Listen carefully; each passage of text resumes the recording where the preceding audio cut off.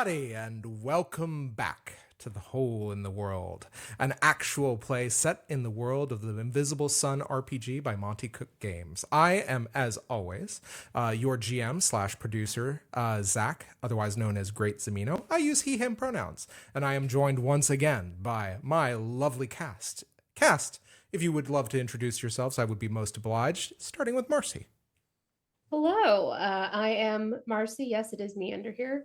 I'm wearing these stylish sunglasses simply because I am on the tail end of a migraine, so do forgive me. I feel like way too cool for what we're doing right now.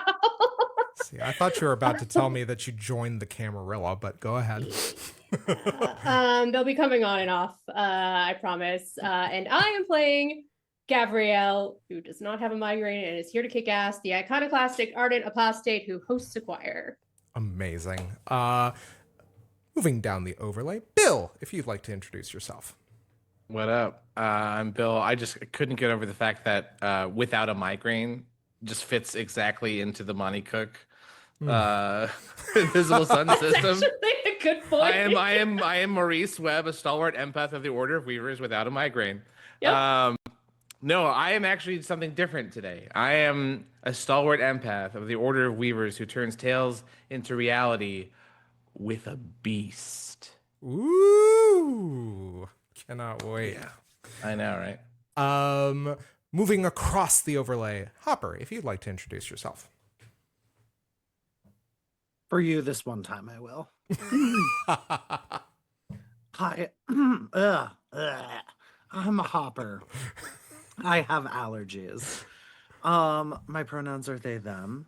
And this evening I will be reprising my illustrious and fuck-ass role as Twig, a mendicant gallant apostate who heralds beginnings. Amazing. And finally, last but certainly not least, Marissa, if you'd like to introduce yourself. Hi, everybody. My name is Marissa. I use she, her pronouns. I'm an editor of books and TTRPGs and video games, and also now a GDC speaker, which is cool and wild. And I'm mostly known as Critical Kitten around the internet with various punctuation here and there.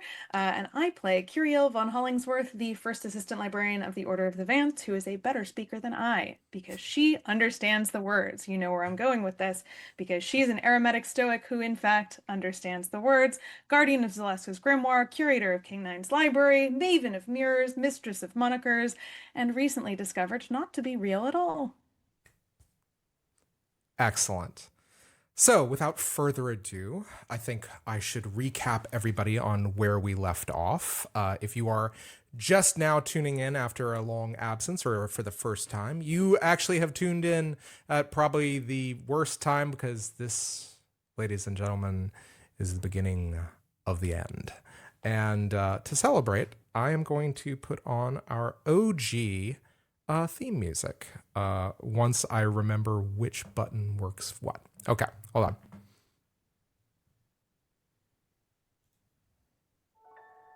So, when last we left our wondrous vislae, they had made a few discoveries and also had some downtime after escaping from the horror of the Darkest House.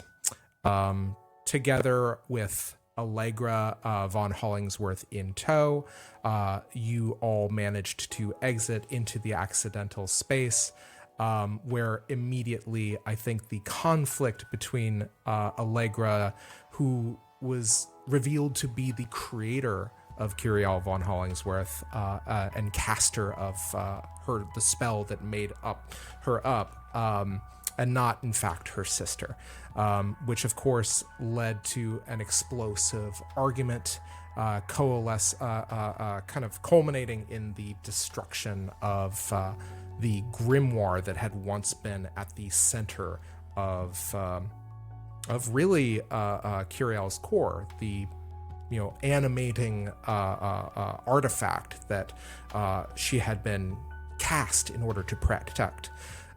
However, before all of you could, kind of settle these matters and find closure, however fleeting it could be, you all resolved to leave the accidental space. And Gabrielle, you actually, for the first time, opened a color door into another part of the actuality, a place that you had been before, namely the deeps of sleep, where Mara, the reclining warden, held sway and power. And not only this, but you all found yourselves in the deeps of sleep in the Blue Sun, where it was revealed that not only was Mara a patron of sorts, but she was also Maurice's godmother, for reasons that may become illuminated later on or in further discussion with the characters. You all managed to find your way to Maurice's ancestral home, where another surprise awaited you in the form of Parthos, the true spider and father of Maurice, who had formerly been the Spider Prince. So you also, in that encounter, realize that Parthos has been exiled from the pale side of the Silver Sun, where previously he held dominion. Essentially, the game of stories that he had lost to Maurice proved him an unfit ruler for that place, and many true spiders ended up disseminating and basically starting to travel across the actuality and making up their minds about whose allegiances they wanted to maintain. All this, again, kind of culminated in a kind of a dark night of the soul for Kiri. As you wandered the manse of Maurice's forebears, you decided to kind of voyage, and you found a number of your companions manifesting as dreams within this realm to discuss with you basically how real you actually were. And after some discussion, you realized that the only thing that was certain that you could do in this time was to put one foot in front of the other to address the crisis that has been threatening Satyrine, and to once and all, bring the fight to the Vespertine, and then, basically determine what, if anything, your reality and quintessence really meant. But before you departed, or before you would prepare to depart, you all managed to see Maurice reunite with his old friend, a massive hound by the name of Legend, who had existed in the imaginary kind of zoos of the Blue Sun. And just as you were preparing yourselves and preparing to return to Satyrine, who should arrive but fresh from the accidental space, but the irreverent Mott, who let all of you know that things had gone horribly wrong in Satyrine and that your assistance was needed presently.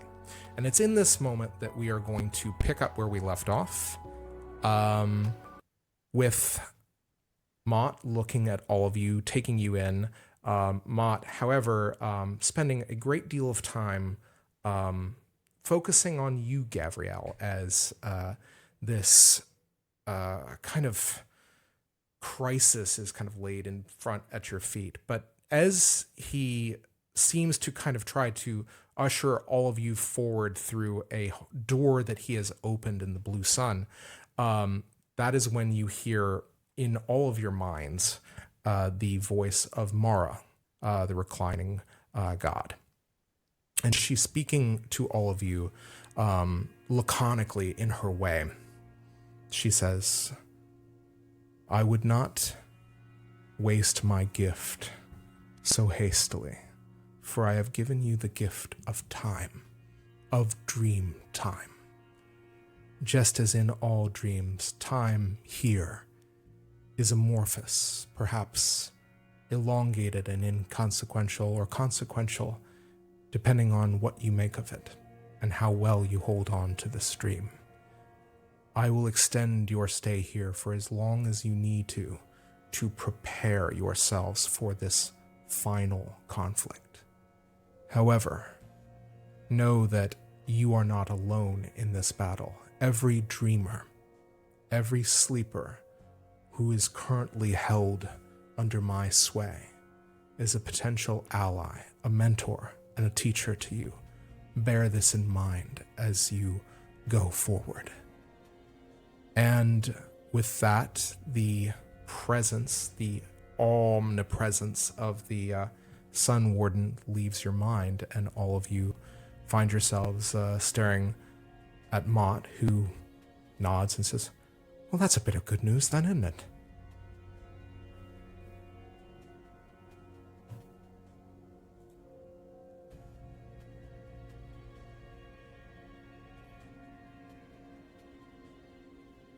Okay.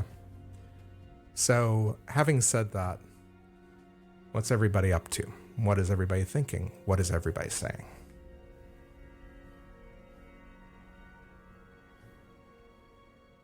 I think that Gav goes up to Mott and gives him a hug. Oh, I think you kind of meet each other in the middle, as he kind of just grips you and hugs you so tight. These hands of his that are shrouded in shadow and nightmare, they almost kind of feel cold to the touch, but there is still at his core a warmth that envelops you, and he kind of takes you back and looks at you with one real eye and with one eye through the mask and kind of almost frames you. I thought you were a dream. I thought I made you up. I'm very, very rich. And sometimes I think I might know you better than I know myself. Well, that makes one of you. What? You have to tell me everything. You have to tell me what's transpired while I was away. What's... How much time do you have? Well, apparently, according to our beneficent warden, I've got plenty of time. Where should we start? I think Gav looks over at everyone like... I think she actually looks over at Maurice like, you're the storyteller, not me. I was gonna say I wouldn't dare take authorship. Oi, I know you. And he looks at you, Maurice. You had a few more arms last time I saw you. That's a few true. more eyes too. Nevertheless, it is good to see you, Mott. Well, it's nice to be in the presence of royalty once again, and he extends that cold, dark hand. Maurice shakes it and says, oh, if you want to practice kneeling, though, save it for my dad. And he kind of looks around and I think sees Parthos just kind of floating, I think kind of wearing the equivalent of a smoking jacket, who's just kind of like taking all of this in. Once again, that illusion is maintained, and but every hair on the back of your neck is just prickling, Gav, just because you know what's really there. Legend is sitting upright like a statue next to Parthos in the way that the dad that said they didn't want a dog is closest to that dog. Mm-hmm. Mm-hmm. So, like, the most impeccably behaved dog that is, I think, maybe even looking into Mott with a little bit too much intelligence, but would never step out of line, and kind of looking up at Parthos every now and then. I was going to say, Legend kind of gets a sense of, would Legend kind of like, Legend's basically like almost pitch black in his coat, isn't he? Pitch black Great Dane. Yeah. Oh. And, much too big Great Dane. And I think, there is, your ally, your legendary friend well enough that for a fact that he is probably dissecting and kind of sizing up Mott in this moment and ascertain. You realize that there is a hair's breadth away from one command word and an attack waiting if this was if he was a problem, but seeing kind of like this camaraderie, there is that ease. Maurice releases kind of the handshake with Mott and says, how much do you remember about the cataract? Well, right around when I think one of you found one of the seeds, everything started coming back in a rush. Kieran reached out to me, and we found each other, and he began kind of working through the Hindasa to try to integrate me into operations. But then that's when I discovered a little organization by the name of the Pinion Brotherhood. Blue Pinions, I believe. That one's fine. Ah, I had no doubt. But at the same time, I had been finding whatever resources we could, making a few pretty powerful enemies, unfortunately. But in the service of the greater good, I found ourselves some artifacts wherever we could, ephemera items, things that could be useful in a fight. How about rescuing a god? Well, that's a first. But it is Indigo, and I think that, that's where we're bound, and stranger things have happened there. It's true. We will need all the allies we can get.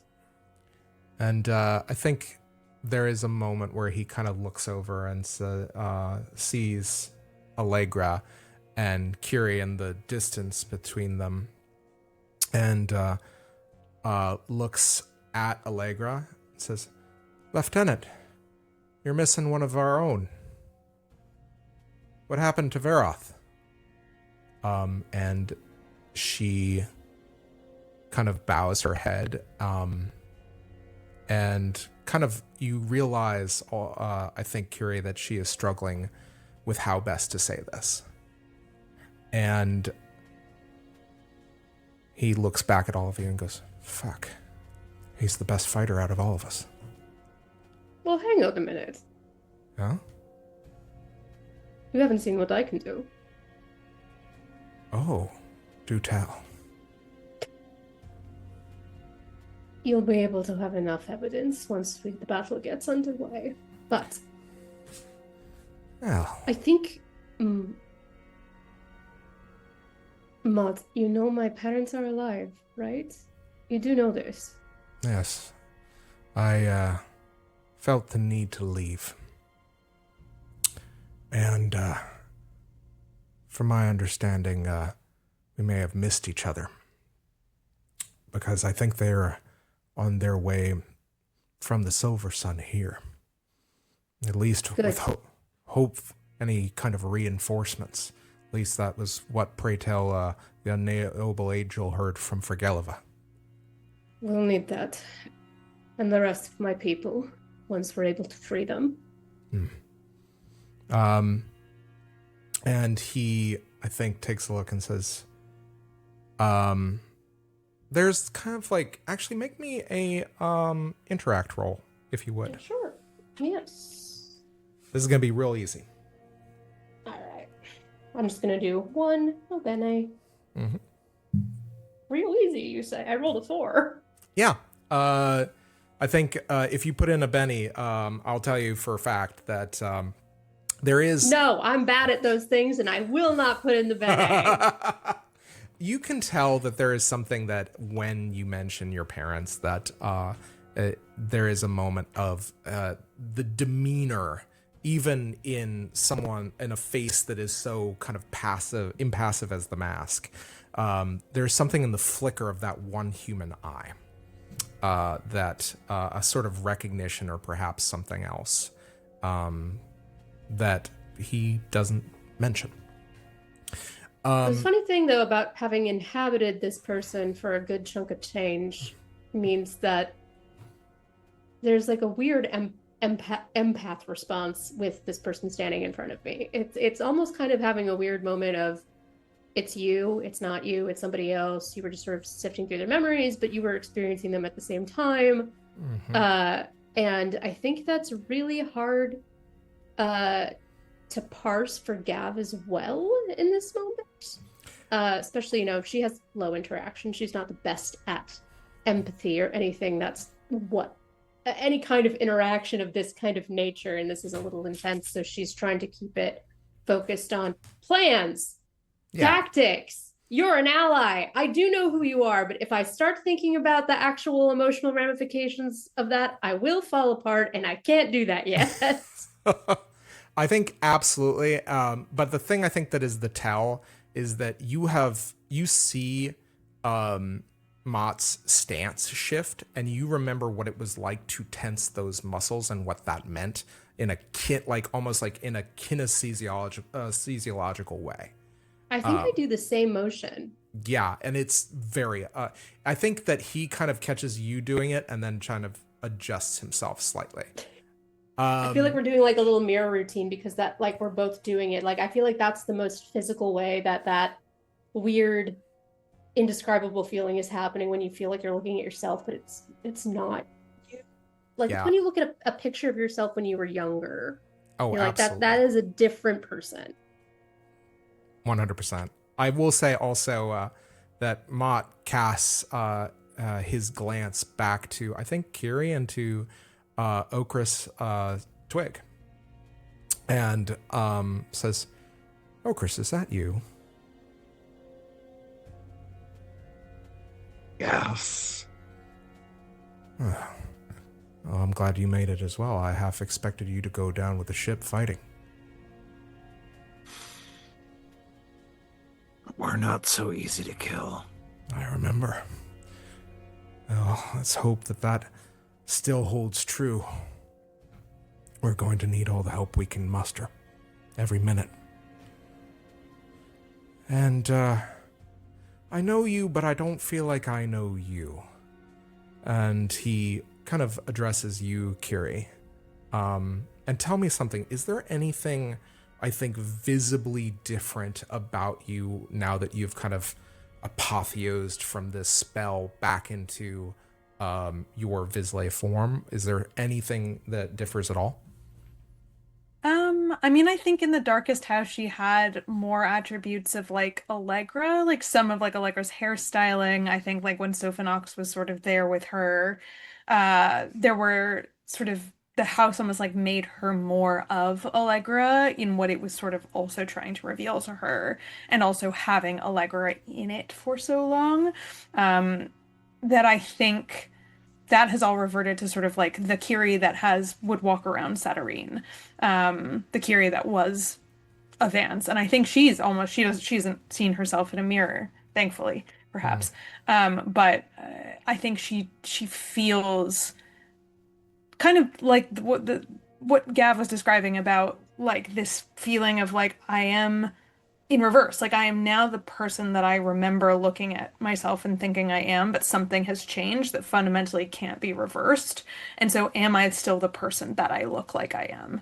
And so like it's kind of inverted where like the person she feels like inside is not necessarily the person that is reflecting out to the world. It's like an older variant or an older version. Excellent. Okay. Yeah, I think that kind of like quizzical query kind of comes out from Mott. How do you respond?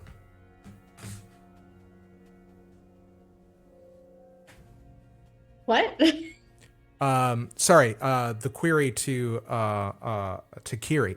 The query to Kiri. How do you respond to that, Kiri? I think you look familiar, but I don't know if I know you. Yeah, that kind of like, you look familiar. I know. Are you related? I think he doesn't realize that he's stepping on a landmine. Yeah, I think Kiri doesn't break eye contact, and she just says,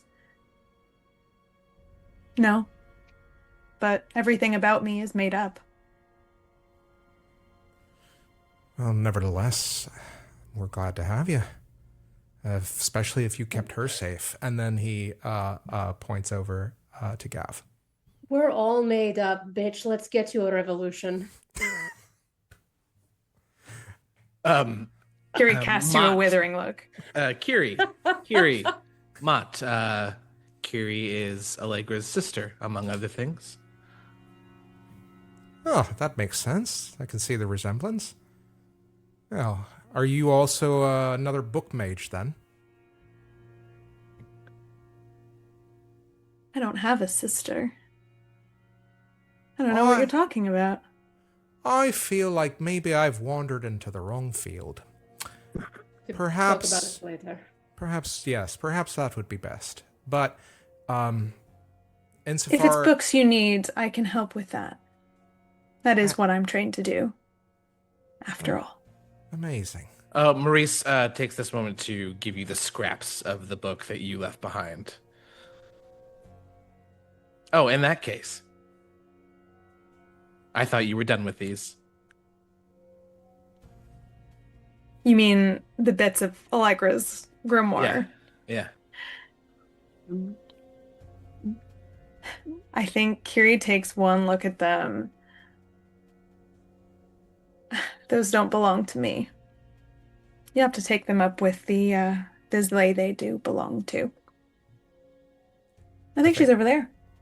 Would we like to take this existential crisis energy to the battlefield? Because I know of a great way to burn a lot of catharsis in a very short amount of time. Does it involve the seeds of truth? Because I, for one, still don't know what we're doing with those. Wait, you have all We the... could make it. We could. Yeah, we have 4 of them. All of them, yes. That's amazing. That's exactly what I was hoping to hear. We can do grand magic with them. We could reincarnate Quis, the god of truth. There we go. We can. There's, yeah. There's just. I mean, it's chaos out there, and we have this time to plan, to prepare. We can do anything we set our minds to with some of the big magic that I remember was in Zaleska's grimoire. We have to save the rest of the Arabasts, and if we can, the multifaceted one. As well as keep the people of Saturnine safe. Although, and Maurice now is looking directly at Allegra, says, could we use all 4 seeds to make oversized get-along t-shirt and put you and Kiri in it together? If you almost hear the noise of Allegra rolling her eyes, looking at you, Maurice. And I think Kiri pipes, I don't wear t-shirts. Now, however, if it is something related to Zaleska's grimoire that you need, I have been caring for it for a time.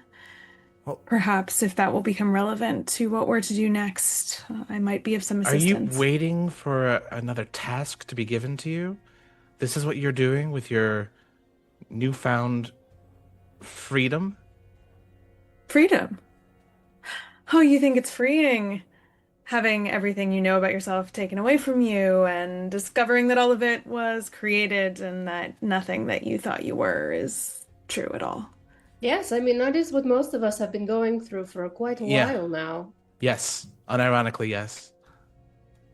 But again, if you're waiting for another assignment, well, sit down, kiddo, and we'll tell you when we're done planning. On the other hand, you could join us. And Maurice very pointedly takes Allegra's hand. Allegra, who has not been very participatory at all. And we could all join in and figure out how we're going to deal with this. The Weaver has a point. We have each other as resources in this moment, in this dream time, that we can spend as much time as we need to plot our next steps. Mott, you can update us on everything you realize the strategy is coming back around. It's almost like Allegra is waking up to a part of herself. You can start laying out the situation on the ground for us, and we can determine what victory looks like, both the most straightforward course and any auxiliary paths we might be able to find. With the seeds, are we forced to choose one goal? Hard to say. And I think at this point, you realize that Mott has just kind of gone quiet and is listening to Allegra kind of hold court. Hard to say. The seeds are artifacts of tremendous power, and if we had, say, the rituals of Book M and Zaleska's grimoire, and perhaps some of the things and other artifacts from Vancian campus and my own studies, perhaps we could synthesize something of a long ritual, a long working. Or a god on our side, perhaps? Perhaps with the Vespertine no longer having their secret police force also so readily available because we have freed them from their control. Just a thought. Just a thought how all of these things are connected, and I think that we can pursue many objectives to one end goal. And we can all get what we want. Well, I am entertaining every and all possibilities. So, whatever we can do in this moment, if we are ambitious, perhaps we can accomplish many things. We just have to determine which of those is the priority and how realistic it is to get as many things done as possible. Kiri, thoughts? I thought you were going to give me a task. Has that happened yet? Kira, you paying help me attention? put together the Opinion Brotherhood. You really have nothing to say in this. I'm Look, asking for your input, Kiri. Are you refusing? You haven't given me any input.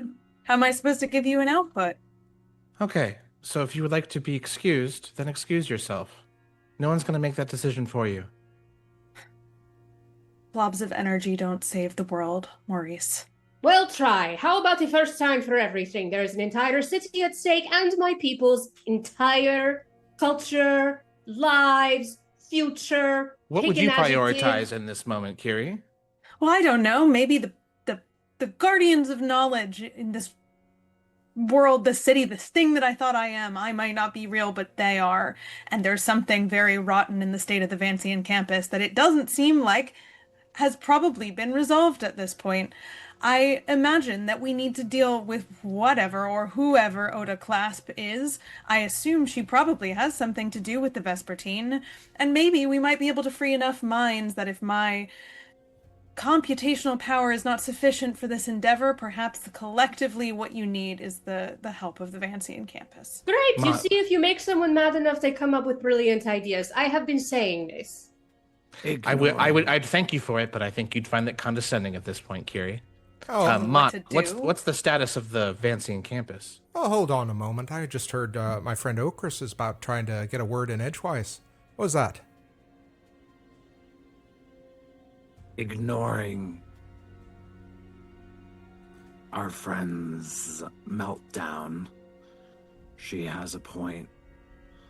The Vance know more than they have shared, and there's decay in the heart of that institution.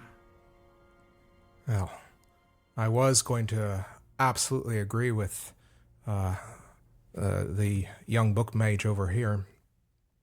Basically, as far as we know, the Vancian campus is a resource for the Vespertine, some place where they can perhaps find a good deal of artifacts of varying powers and tap into the archives. Whoever this Ota is, she's got an iron grip over the campus. Let me kill her. No? That's absolutely my first instinct. But is it what we need to prioritize? I, for one, think that perhaps you could find some good things, perhaps a way to decipher whatever additional magical workings you haven't even found the meaning of. Perhaps there's powerful Vances yet that can help decipher some of these larger workings, make them easier. I've always been good at multitasking. I see no reason why we can't do both of these things with one visit to the campus. Oh, very well. Is that not possible? She's looking at everyone. Like, she sounds very flippant and sarcastic, but Gab is being 100% serious throughout this entire conversation. We'll say, when I was last in Saturnine, I did build in something of a backdoor to the Vancian library network, at least. Unfortunately, that backdoor is goes from one fire to one frying pan, I think, as the idiom goes. By which I mean that back door is through King 9. King 9. Bloody hell. You have been busy. Last I checked, under his employ, I think. Well, that's just fucking peachy, isn't it? You understand, unfortunately, if you entertained help from King 9, I'm not going to be able to assist you. I stole from that man. And he does not What'd you forgive steal? you. Well, a few ephemera items to get the party off started right on the part of the Binions. Things of an explosive variety, let's just say. And Gav suddenly becomes very interesting. Gav, you realize that this harkens back to when you had your encounter with Agat and the Dodo cell. They were able to spring Aerox with some pretty powerful magic, maybe some of which it seems was provided by the mask. So if I'm understanding this right, we've got 4 seeds that can do one big thing, maybe more than one big thing, but we don't have the knowledge or the tools to pull that off yet. Is that right? Well, I have thoughts on that, Barocris. I actually have a question for you, Zach. Twig intruded on a meeting in the Vancian campus and pulled from the collective knowledge and thoughts around them the name of a concept, of a fear, of something that they were scared of, that they were investigating, the hole in the world. You remember I still that? have that eidetic memory. Who was in the room? You remember that Ota Clasp was in the room, in this memory, discussing with Yadavastra, who was the one who had broached the fear. Also in that room were several other maguses and archmaguses, archmagi, I should say, one of whom included Jauro, who you remember created Jauro's fictive form. I think Okris kind of once again reluctantly grates into speech. They know more than they're letting on, and they've known it the whole time. My worse half won't shut the hell up, so I'm telling you now. They know about something called the hole in the world. Well, that doesn't bode well. When Twig spoke it into the air, they seemed shocked that it knew the name. Who's they in this case? I proceed to list all the people that you just said. Fuck you.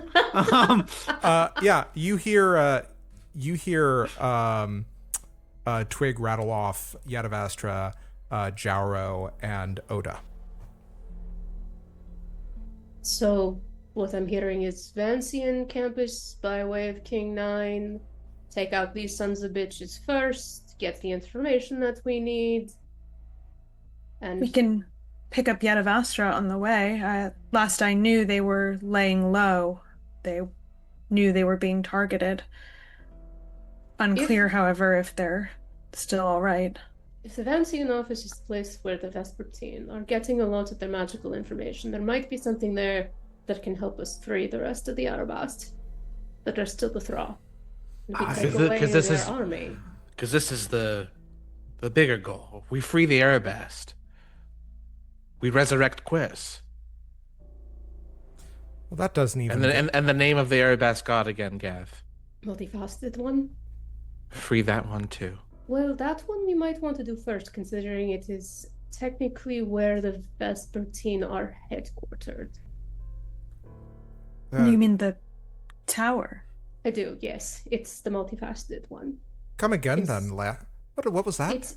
It's in stasis. I saw it. I can see it now. To see the truth helps me see everything that is under an illusion. So it's the Sky Tower, is what you're saying.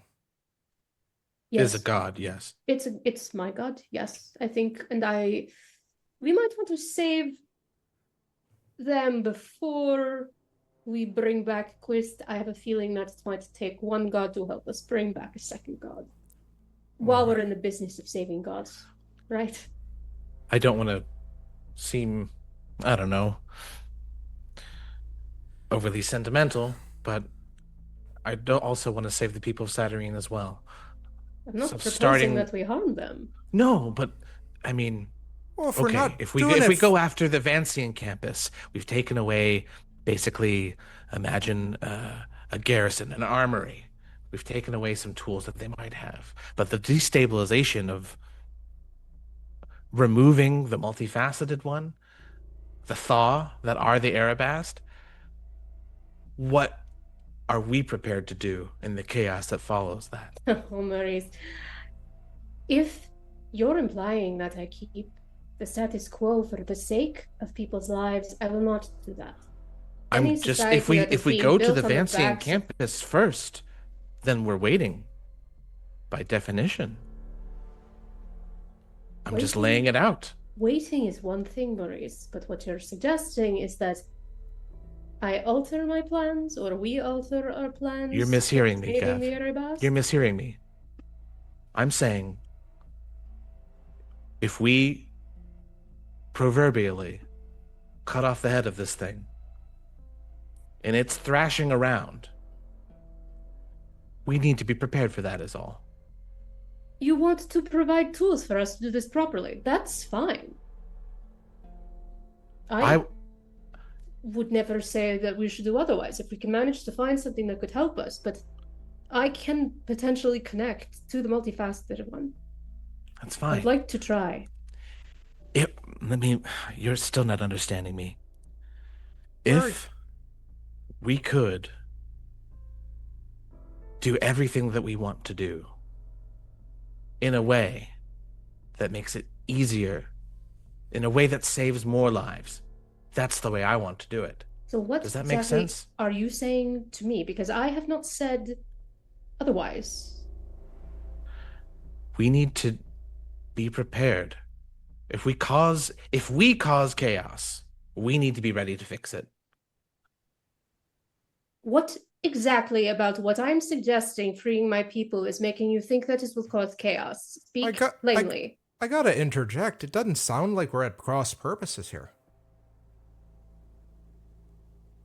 That's what I want to find out, because I didn't think so either until Maurice just brought this manner of chaos into play. Maurice, all right.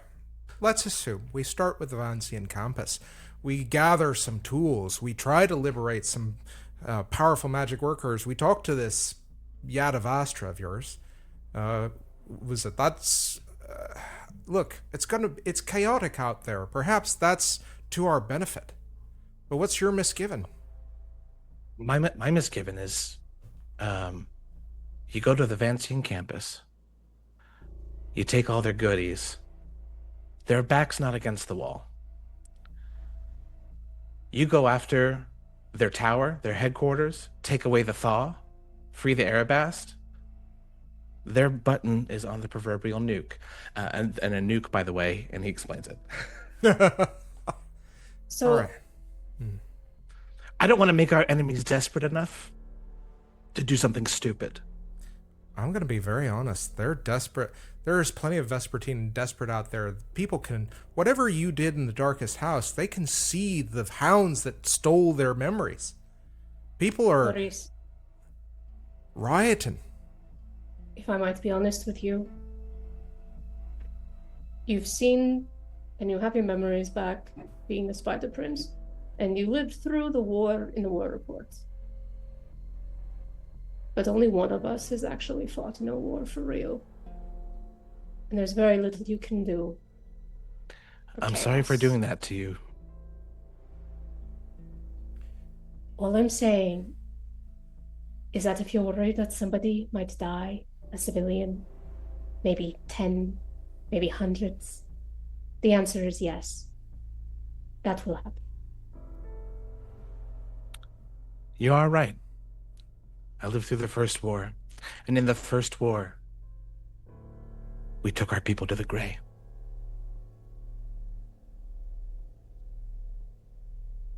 Look how well that turned out, because here we are. Well, we're here to fight. I got Let that people going for fight if they ourselves. want to fight. They lived to fight, Gav. That's my point. I'm not saying that they have to live to fight, but it's their city too. Absolutely. I'll take every fighting clenched fist, and I will hold the hands of those that are running away. They can Well- run if they want to. I won't stop them. Maurice, I'm not trying to instigate more I'm violence than is telling already you, happening. I'm telling you what I care about. I understand. Save why? those that you can. But I'm saving my people. And if that puts our enemy against the proverbial wall, then I intend to shoot them while they're standing there. You would destroy Saturnine to achieve your goal. How am I saying that this is a destruction of Saturnine? I'm asking a hypothetical question. And I do not understand the question, because the Thraw should not be. Neither should the tower. I agree. So what is the problem with me getting rid of them and restoring them to the forms that they deserve to be? Because you're not thinking of what happens after. I don't care what happens after. And that's the problem, Gav. And Maurice takes a walk. All right. Look. Love y'all. Quick check-in. Bill, Yeah. you good? So Okay. good. Okay. All right. Well, I'm very glad we've got a bunch of time then, because apparently we need to work through some things. But I'm going to put this out as an option, as he says to you walking away. Do we need to split our attentions? I liked the plan. I liked going to the Vancian campus. I liked getting our information. I liked killing if we needed to kill those that are in our way. And then I liked taking away the Vespertine's toys. I agree with all of that as well. Then I do not understand why we're fighting! I think I'm closer to Parthos at this point. Parthos he had previously agreed to help. Mm-hmm. What way are you best suited to help, Parthos? You've overheard us. I have. I would be able to hear you arguing in another sun. Quite literally. I am a true spider, as you know. And even exiled, I have access to the great weave and the web of our people. I can furnish you with information, tell you where allies might be able to assist you, where resources might be had, where enemies can be found. That is how I can help you even from here.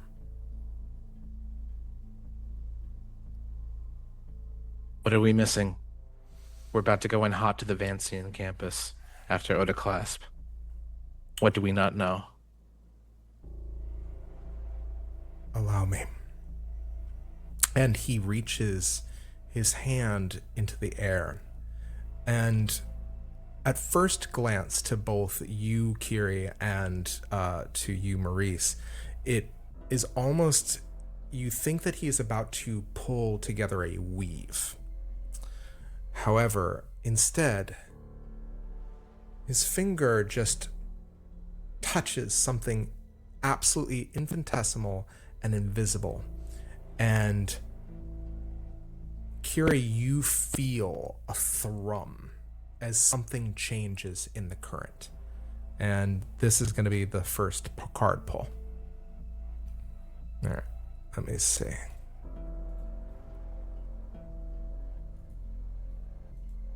this does not bode well. Ghostly presence, mysteries, rats, mirrors, and stone. The past, guilt, unresolved issues. We all have our ghosts. They haunt us, both metaphorically and, of course, literally. We can become weighed down by our past sins, our unrequited feelings, our unresolved issues. As Hey, humans... Zach. Yeah? We got some heavy duty crackling happening. Oh, boy. Yeah, take it again, maybe. Yeah, All right. jump back like to the beginning of the card pull. Yeah. Just Okay. heads up. All right. Take it again. Is the crackling still bad? Can you No, you're good now, but expletive into the or what's the name for the pf sound? Plosive? Plosive. Can you plosive? plosives. Yeah. There we go. A pot of Can you- pickled peppers. Yeah, but say it with more expletives now, please. Fucking pot of pissin' pipple peppers. Oh yeah, actually it did crackle a little bit on one of those, but otherwise okay. All right. I think what that means is I probably need to be further back. I think so. Yeah. So we all have our ghosts. They haunt us, both metaphorically and, of course, literally. This is the ghostly presence. It augments pale. It weakens green. We can become weighed down by our past sins, our unrequited feelings, our unresolved issues. As humans, we crave closure, but is such a thing ever truly possible? The ghostly presence suggests that it is not. There is always something from our past that will arise later to remind us of the wrongs of long ago. Divination. Something from the past, perhaps something forgotten, arises in the past. The most typical interpretation is that this ghost from the past will give the person in question trouble, but it is possible that the reminder of the past is not entirely negative. Something done poorly in the past affects the present. A poorly made bridge collapses, a well runs dry, or the like. An NPC is motivated by guilt. NPCs wronged in the past demand justice in the present. Do you remember? Do you remember what you did? I do. So, in this moment, he is scanning something, thinking, trying to see all of the potential, listening very intently to the vibrations of this invisible realm-spanning web. And Parthos considers for a moment and then looks at you. Maurice, and says, "Your allies, or at least people that you could have helped, people that you did help. Some of them are not allies anymore. Marlowe, he's the one that has been directing this. Yes? He's done something. So that even when you do liberate the thaw, you will have to deal with something else. Something has come to fruition, or is close to it. Specifics, I would require my throne to know for sure. But know that your past has come not just to haunt you, but to fight you."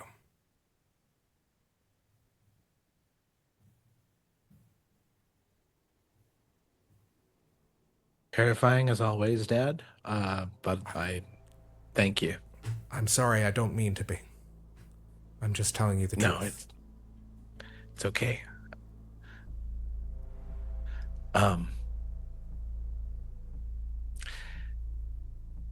If this is a goodbye, I just want to say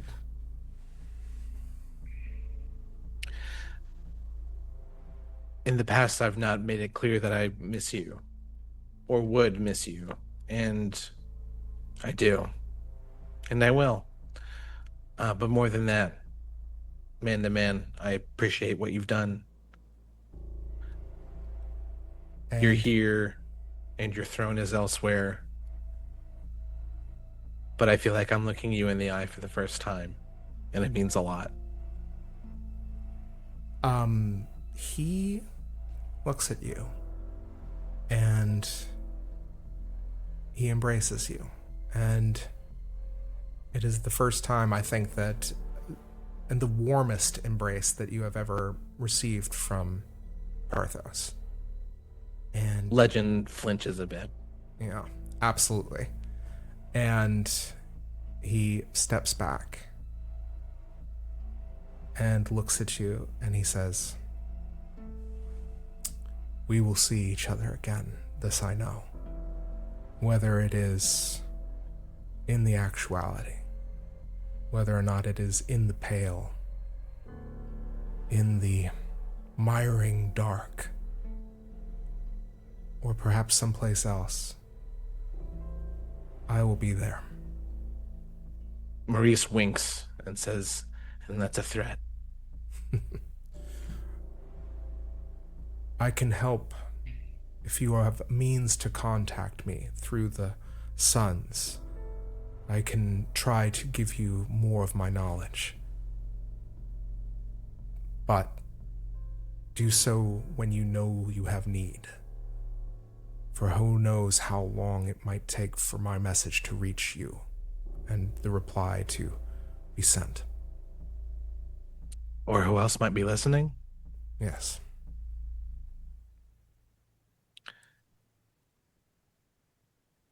Maurice gives him a nod. So. And he steps back. Now, I want to tell you, I'm here to train and to help and to assist you in your knowledge. What Mara said about the Dreamers, there's plenty of powerful mages here. Perhaps one of the ones that you need is sleeping right now, or in some state of unconsciousness. Yadavastra even. Get the inside intel before we leave. Exactly. Not only that, but stretch out the time. Dreams feel like days, months, years. If you need to train, if you need to become something better in preparation for this battle, now's the time. And I can fight, and I can show you how I fight.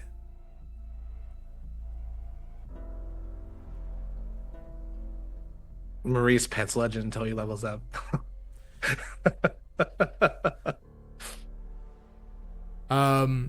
Okay. So, with that being said, however, is Can there... I ask a logistics question? Absolutely. In character? Yeah. Sorry, I need to jump back. Is there a reason that we can't just teleport into either the Vancian campus or the tower?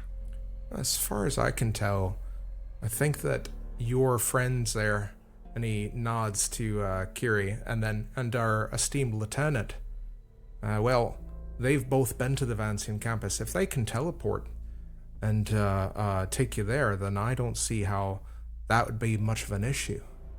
As for the tower, though, that might be a bit of a problem, because it's not really a location, is it? It's more of a person or a thing.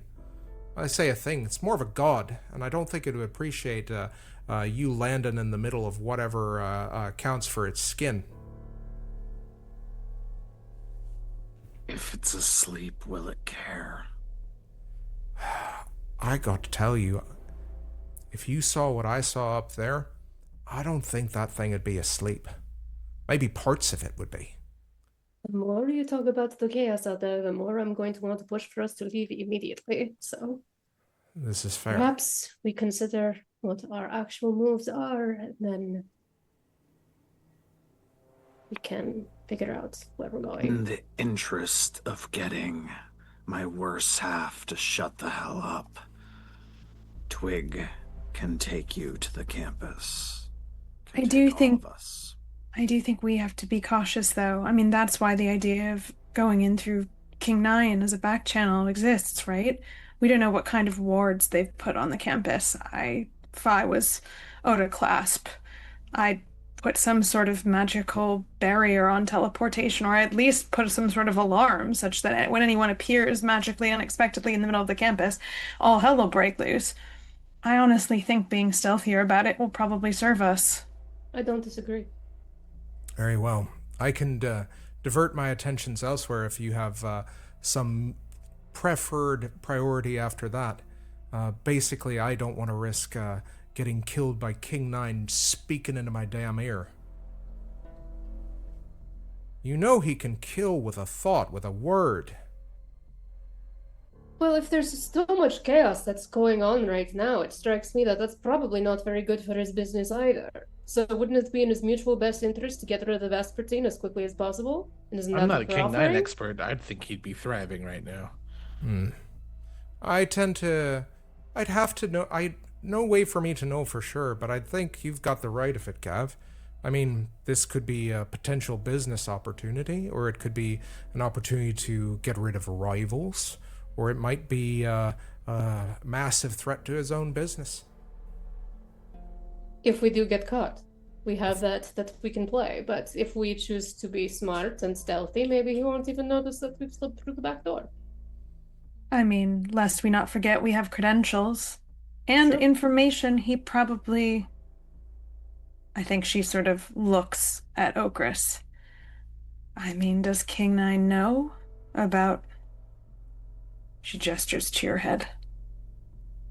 It's a safe bet. Well then, maybe that's a cover. All hail the triumphant librarian bringing back a bounty. He'll have to let us in. I do like that. We're either trying to outsmart the most bookish mages in the land or the most nefarious power broker in the land. Well, quite frankly, we're going to do both. I mean, you outsmart You're the right. most nefarious power broker, so you have a back channel to the most bookish, who think they've locked everything down. Not What just could a go wealth wrong? of options. Yeah. Or we could just teleport in to the heart of their sanctum. Just saying. And skip Either way, all someone's the going to die. words. You know, I think, call it a personal bias, but I've always liked and preferred the stealthy way about things. But that's just my 2 cents. What about you, Master Strategist? He looks over to Allegra. Kiri looks away. We have an element of an advantage in a strategic, stealthy approach. Kiriel has secured us a potential avenue for not only accruing more power, but also finding a way to evade notice on entry into the Vancian campus. I say we take it. Good enough for me. That's what I said. It is what you said, Kiri. That's a great idea. Very well. And make whatever final preparations you've got. Remember, this dream time gives us a bit of an advantage. If you need to learn new spells, try to hone your own abilities. We can stretch that time. Let them not know what's going to hit them.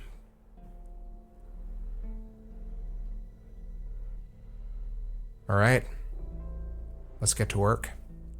Welcome back, everyone, to The Hole in the World. Once again, I am your host slash GM slash producer, Zach, otherwise known as Great Samino. I'm joined again by my wonderful cast of vislae, and we are going to pick up where we left off. And where we left off, you guys had come to the decision that you had a plan, and what you were going to do was you were going to attack the Vancian campus of at least the Vespertine controlling it, not the whole campus, because that would be crazy. Or would it? But before you did that, you were going to try to find a route of doing so stealthily through King 9. So we're going to pick up what that looks like. I'm going to put on some music, and I'm going to introduce a little bit of a mechanic after we do a quick a nice side scene. So, Okris, Twig, you are preparing. I think all of you have been kind of taking this additional dream time to prepare yourselves for the road ahead. You know that this might very well be kind of like the last time that you guys all have together. And even for you, as contentious as your relationship might be, Okris, Twig, this might very well be the last days or liminal moments or kind of strange, stretched time that you get to spend with this person you have been locked in a vessel with for hundreds, if not thousands of years. So, what does that look like? The internal conversation between these two chuckle fucks is very interesting because they're very rarely fully awake by agreement at the same time, but as things are starting to fall apart, each of them is closer to the surface than ever before, since the battle days when they were constantly grappling for control. And I think, like, since we've used the phrase mind palace like 8 billion times, you see the dividing edge between these two, which is on one side an absolute just sheer linear flat plane of desolation, and on the other this just massive raw thriving forest that seems so dense and towering that it feels like there is nothing else but it. And then there is this very clear, sharp line that goes on into the distance as far as you can see on either side. And that's always been the case, but now the line is starting to blur. It used to be a razor's edge, but now there's areas of growth creeping into the destruction. There is areas of trees and vines and plants dying back. And I think for maybe the first time the camera's ever actually seen both of these two on screen together, you're like, oh shit, they're doing some cool camera work. And I think Twig is jauntily kind of like kicked back on like this fallen branch, kind of just plucking leaves off this vine and just casually, very, very he loves me not esque. And Okris is just kind of standing there. And you can tell that we're interrupting a conversation that's been going on. And clearly Twig is being a little shit and not actually responding. And eventually Okris just speaks up and says, just ignoring the truth of the circumstances, and more irritatingly, ignoring me, is not going to change the outcome. And Twig looks over and goes, I know, but it's kind of funny. Like, come on. Like, what's the worst that could possibly happen? For you. You're going to get what you want no matter what. So I don't understand why you think that I should care about your opinion on this matter. Actually, and just chucks the vine over their shoulder. Have you considered that maybe I don't want to die? Ever thought about that, asshole?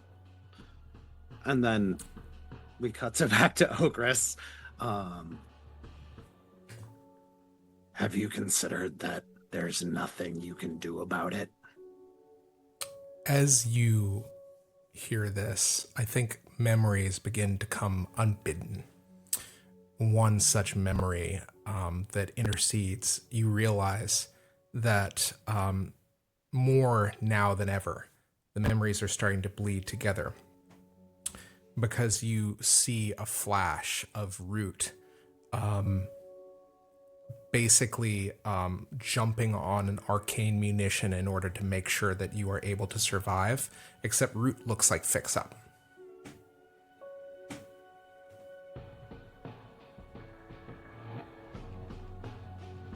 I know that you haven't been in control of the body in a little while, but I know that you're watching. The words do not sustain us anymore. The knowledge... it's not working. The vessel is going to fail. Kesh is dead. Kesh, clad in silver in this mixture of memories, falling apart, disintegrating, melting into a pool of liquid silver. We might be perpetual, but without fuel. It's coming apart. And I know you can feel it. And Twig, sitting, kind of sits upright and like kind of leans forward, rocking, holding their hand to their face. Just look, I know that you think it's inevitable, but you know what, Okris? I'm not ready to die. And I'm not going to simply roll over and just let it happen. What do you want me to do? Cry? Fall apart? Are you looking for a big heroic sacrifice? You think that this is going to wind me up? Just because you are getting what you want does not mean that I have to go with you.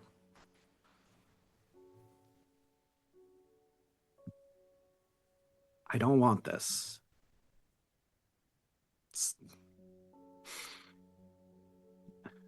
If everything ends, then why can't everything begin again, right? There is a way.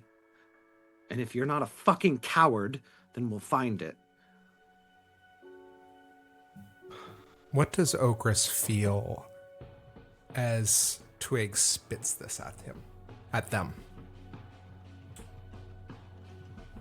I think Okris is experiencing a deeply uncomfortable feeling, which is grief and fear of death.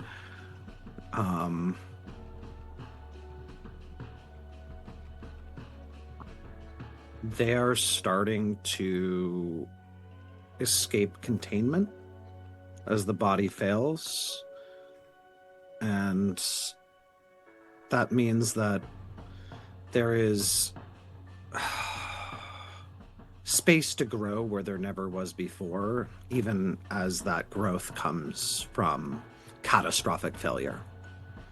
An explosion is still bigger than where it started. Then in this moment, what feeling that does Okris truly want? Or do they not? Can I get a card pull? Yeah, absolutely. Oh yeah, you can get a card pull. You can pull so many cards. One of my favorite ones. The compelling voice. Control, domination, persuasion. The right voice can command an army. In word or song, the compelling voice bids us to do something we might not do otherwise. It moves us, frightens us, appeals to our sense of reason. Those who master such a technique have a weapon in their arsenal equal to any other. Because the Secrets family is related to books, however, it's worth considering that the voice in question might actually come in the form of a written message. The speaker might be an author instead. Mostly, however, the compelling voice is considered to be the outsider of the Secrets family. The domination or persuasion inherent in compelling voice can be used both by and against the person in question. It can be warning to beware honeyed words, or that someone you trust or interact with is actually being controlled by someone else. Alternatively, it can mean that you must use some persuasion to get what you want or need. We follow the voice. We are compelled by the words. You hear the voice, Okris, and what does it say to you?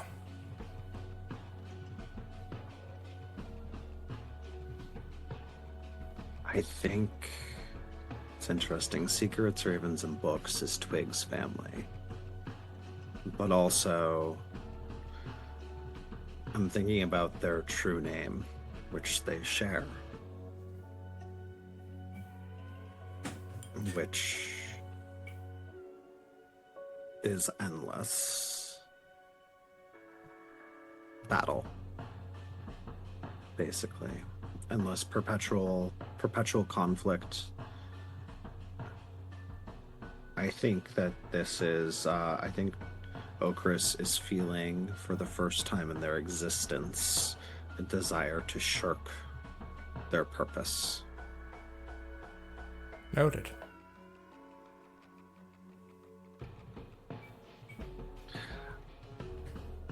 What else unfolds, if anything, in this argument, conversation, plea? I think Okris kind of leans down, just kind of Slav squats, and runs their finger through the ash at the edge of this desolation.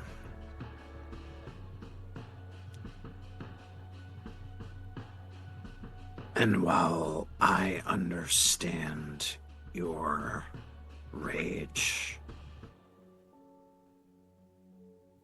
it might not be mine, but I would warn you to remember that it does not matter if we survive, if we fail.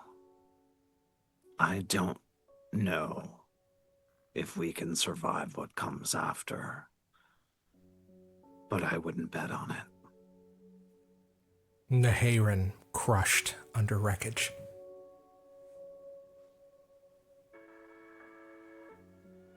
Besides, we've done this for too long. We're at least kind of good at it. And you see Twig's face just kind of struggling to maintain a certain amount of like petulant rage. You see a little crack in the half smile and a twinkle barely suppressed in those endless thorny green eyes. And from this... yeah. Go ahead. And if you would like, we will smash cut forward. I think we should smash cut forward. We can... Absolutely. So... keep my secrets. Okay. So in that case, I'm going to change the music right quick. Kiri,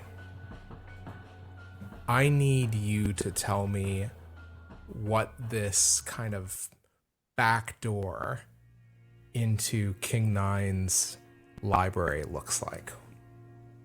What transpires? What working does Kiri do?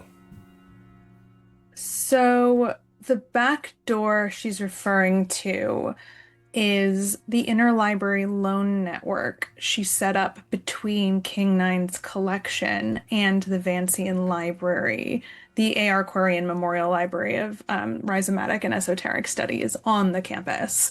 So she has a very good idea. I feel like it's very heisty. She has a very, very good sense of like what the security is like on like within the Vancian campus in terms of like the library network, who controls what, where the patrols are, how like the contents are sort of monitored. And she knows that there's like a loophole in the interlibrary loan specific piece because it is about free exchange of knowledge. So it doesn't need to be tracked and like surveilled in the same way that like entrance and exits and people coming into a library and out of it do. So that's what she intends to exploit here. If you can get into King Nine's library and access the interlibrary loan network that she set up, then, for lack of a better metaphor, imagine like downloading yourselves into the network and emerging on the other side as though you yourselves are items in the collection that have been interlibrary loaned from King Nine to the Vancian library. Okay.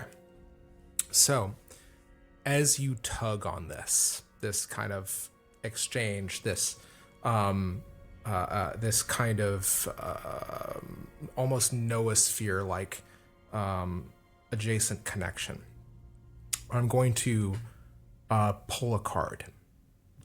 So, I will say this. You do not want either the devil or your nemesis to show up. If either of those show up, King Nine intercedes and detects the connection. Okay? So I'm going to pull a card, and we're going to see how... One question. Yeah. Before we do the mechanical piece, from a story point of view, the party, are we storming the castle? Are we going to King Nine's location? Or are we just trying to do this all etherically? That's a good question. That is actually the question is, on tugging on this connection, do you want to make contact with King Nine, or are you trying to get back to to the Vancian campus? Well, I mean, I think the idea is to use King Nine to get through to the Vancian campus in a stealthy way. But I'm asking the table, do we think that's more interesting to do by actually showing up physically at King Nine's location? Or do we think we should just kind of hand wave that and then jump to the Vancian campus?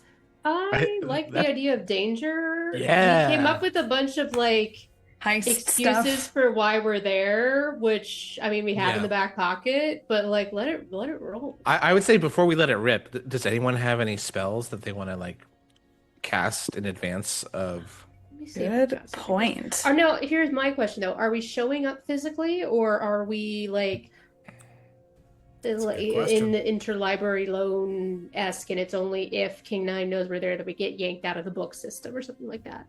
I mean, the way that I had thought about it in my head is that you have to be there because the interlibrary loan stuff is it's about physical material being basically transported or transponded between libraries. If that's so, I can give us some sort of stealth cover with Collisionist Raptor. It's only a level 2 spell. It just obscures us in darkness as we go, kind of a little pass without a trace-esque.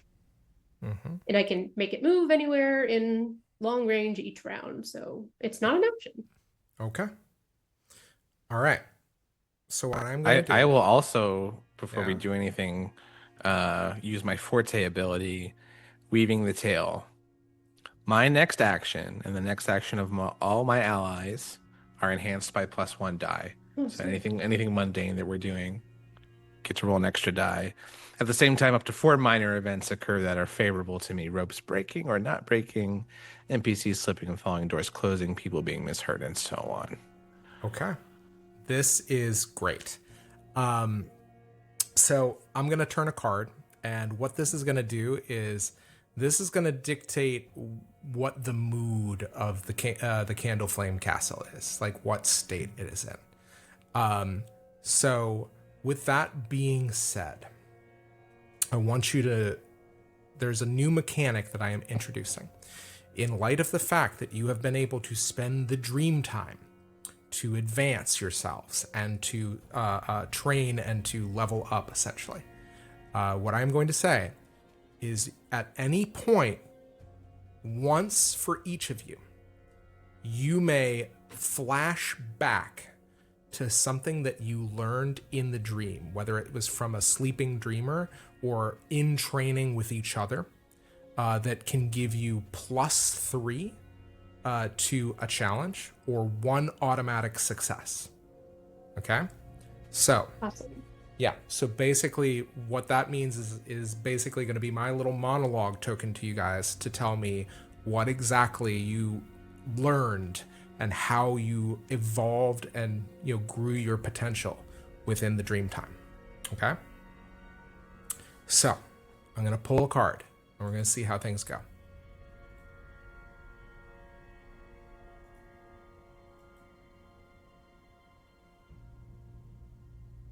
The Forgotten Prisoner. Mysteries, rats, mirrors, and stone. Injustice. No. Bad fortune. Memory loss. Something lost. Is there really such a thing as justice? The forgotten prisoner would say no. How long has he been there? We don't know, and neither does he. His dank cell is wrapped in gloom and lost deep in some dungeon or high above in a locked tower. His stomach cramps with hunger and his muscles ache from confinement. He has lost the world and the world has lost him. As the apprentice of mysteries, he himself is a mystery. What's his identity? Why is he locked away? What crime, if any, did he commit? The forgotten prisoner most likely indicates that one has forgotten something vital, but it can also presage some coming injustice, or just simply a bit of bad luck. It is not a happy moment to see this card turned.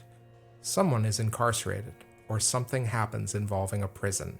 Something vital has been forgotten or lost. An NPC falls victim to horrible injustice.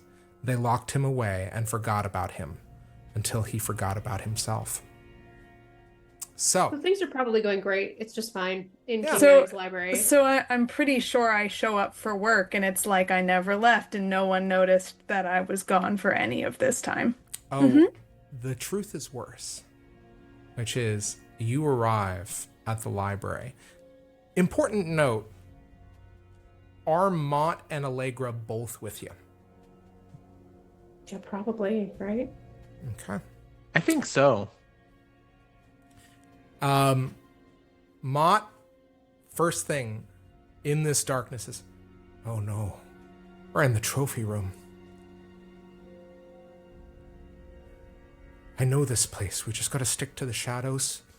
It's gonna be more difficult with all of us here, but we're gonna be fine provided we can get out of here, because in here we're sitting ducks. And that's when you hear as the sound of a tiny fist punching against glass. And you see a golden-skinned, golden-robed figure in a central part of the trophy room. A kneeling figure punching against the glass of almost like a massive snow globe. And Kiri, as you hear Mott say, who's that?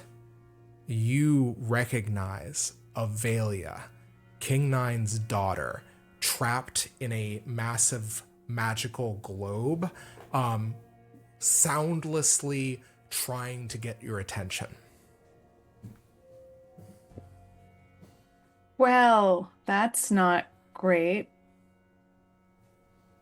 Yeah. She is literally mouthing and screaming the word. You can literally see her golden vocal cords straining.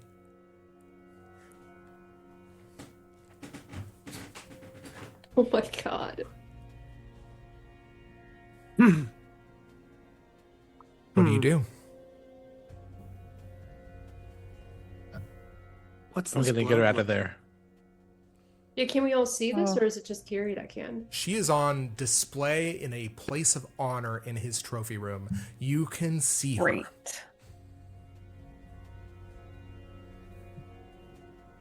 I mean, I could always awaken the globe and ask Then nicely. it'll just eat her. Yeah. I can take Not her if we offer soul. something If we better. need a quick solution, I can take her soul with us. What? I have the ability to do that. I've got a. Kiri, would Stizen's knock work here? Let me try it. Is it? Do you all Does it have a know- door? Well, do you all not assume that that thing is not heavily trapped? Last I remember that's King Nine's daughter. Yeah, let's just all slow our roll here. There's probably chaps galore. I nearly lost my head on my way. Lost my mask almost getting out of here. By the way, that was said at a whisper for him. I think Twig is gonna swagger forward and give a firm snuffle on the globe. Okay. Do not And by snuffle, I awaken. mean cast scent of magic. Do not awaken the snow globe. All right. Look, when has it ever been a problem? Always. Always.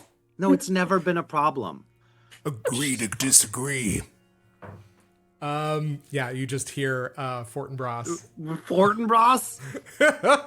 Agree Wow. to disagree. Wow. No, I Really? mean Really? he's You're agreeing gonna with be- you. He's agreeing with you. Oh. Yeah. Yeah. See? Yeah, Happy customers. I do not see how this could be a problem in any way, shape, or form. If that becomes alive and there's a person that is ostensibly in the belly of the beast, they're dead. I'm pretty sure that's how that works. That's definitely not true. There's has to be like Well, unless your wait, name is Jonah. God, I desperately wish that I had made Twig alive later in the gray, because I would definitely make a joke about Vorfix right now. I'm just struggling so hard right now to not do that, Hopper. Once more. I was fighting a good fight. You snuffle, but go on. What are you gonna say? I'm fighting to be the worst person I can be. And we're At here any given for time. it. That's Hopper speaking, not Twig. Okay, so using Scent of Magic, I have the ability to not only sense the magic, but when I examine a specific magical effect or an item, I can identify it. Yeah, absolutely. So the Zach, first, what is this? so this is basically kind of a invulnerable globe. You realize that this is an artifact of power, or an object of power rather, that is able to encase protectively a single subject in a form of suspended animation, or at least you can choose to place them in suspended animation, or you can make them aware unconscious of their environments and their surroundings. However, they do not need to eat, they do not age, they do not need water or any other sustenance. They are just merely in kind of a liminal reality that is self-sustaining. The scent of the magic itself is invisible. It's incredibly protective. No harm will ever fall under Avelia while she is in this container. It is triggered by a command word, essentially, probably one that King Nine knows. However, the one thing you probably can ascertain from your snuffle is not necessarily a scent of magic, but I think you know well enough in your hindsight, in your relationship with King Nine, that this was done out of spite and as a lesson to the crime lord's daughter. Look, thinking what I know about this item, would this prevent communication through the noosphere? Actually, I'm going to turn a card. We're going to see if that is something. I think it would make sense for me that King Nine would be able to speak to her through the noosphere. I'm going to turn a card just in case anyway. It's probably not. This one doesn't seem like it might be helpful in the divination, but we'll see. Cat, the companion of notions, cats, clocks, and wind, solitude, curiosity, cleverness, and dexterity. Cats see much, they prowl about. The cat is the companion of the notions family, watches over them, and sometimes even protects them. One sometimes must act alone to succeed. Curiosity and cleverness can be virtues, but be wary of taking them too far. A challenge may arise that involves both mental and physical dexterity. Humans make excellent domesticated companions for cats. Someone important to matters at hand is a misanthrope and lives alone. A cat takes an interest. A trap is sprung by curiosity. An NPC's cleverness gets them into trouble. So I think in this case, the cat in question is very much Avelia. However, I think that what you realize is you can speak to her mimetically or through the noosphere. You wonder if any sort of communication might kind of trip an internal tripwire, but you don't have any kind of certainty one way or the other. I will say if you would like to make a roll of some sort to try to do so stealthily, I will allow it. I think for once in their entire life, Twig is going to have a tiny bit. God, chat, it is so weird playing a character that talks. Twig is just kind of like whirls around dramatically and just goes, invulnerable orb. Pretty standard. I can try to talk to her, with the old noosphere psychic missive, but could trip a trap. An invulnerable orb, you say? Yep. I have a thought. Zach, Very cleverly named.